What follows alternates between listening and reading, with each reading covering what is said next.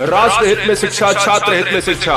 तो दोस्तों, 4 बड़े बदलाव जो आपके चेहरे पर मुस्कान ला सकते हैं। परीक्षा में बड़ा बदलाव। पहला, सिलेबस में राहत। दूसरा, परीक्षा कैसे होगी हम जानेंगे इसी वीडियो में। प्रश्न कैसे पूछे जाएंगे, 4 अहम मुद्दे सरकार ने जो अपने डिस्क्रिप्शन में कहा है वो हम आपको बताने वाले हैं। चैनल पर अगर आप सभी नए हैं तो चैनल को सब्सक्राइब करें, रेड बटन को प्रेस करके। हम ईश्वर से यही प्रार्थना करते हैं कि हर बहन हर भाई का बोर्ड एग्जाम हंसते हंसते क्रैक हो जाए।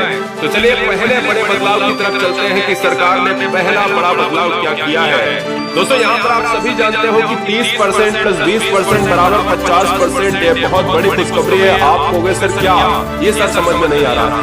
तो आप सभी जानते हो कि हर बोर्ड में बैठने वाले हर बोर्ड एग्जाम का विद्यार्थी 30% की बात करें, 33% की बात करें, उसका सिलेबस पूरी तरीके से कम हो गया।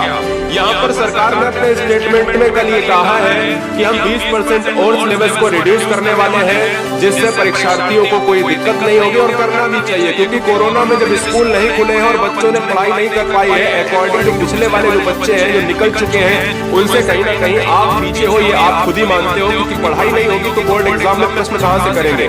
सिंपल सी बात है, 50% रिड्यूस होगा, ये टेंशन नहीं लेने की बात है। दूसरा बड़ा बदलाव है कि गणित में टेंशन कम, सवाल केवल समझ पर आधारित होंगे। मतलब क्या है, गणित में टेंशन लेने की जरूरत नहीं। अगर आपने गणित को बेहतरीन तरीके से डीप में नहीं पढ़ा है तो आपको यार गणित को हवा बनाने की जरूरत नहीं है, परेशान होने की जरूरत नहीं है। गणित में केवल जो है आपके समझ पर आधारित होंगे। बाकी जो स्ट्रीम है, बायोलॉजी वगैरह है, तो अगर हम बात करें कि अन्य स्ट्रीम वाले के लिए टेंशन बिल्कुल कम हो चुकी है। सरकार ने ये कह दिया है कि मात्र समझ आधारित ही क्वेश्चन पूछे जाएंगे, ज्यादा डीप के अंदर चैप्टर्स के अंदर नहीं घुसा जाएगा।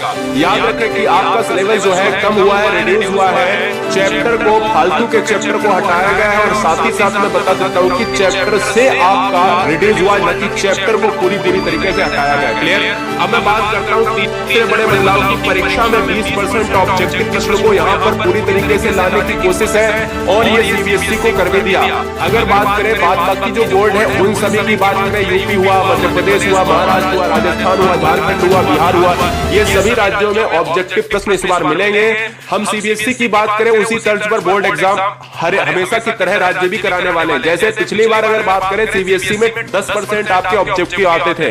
इस बार सरकार ने कहा कि भाई 10 नहीं 20% बच्चों को ऑब्जेक्टिव देंगे। मतलब एक क्वेश्चन के लिए आपको केवल टिक मारने होंगे। बोर्ड परीक्षा में ऑप्शंस दिए जाएंगे। क्लियर हुआ।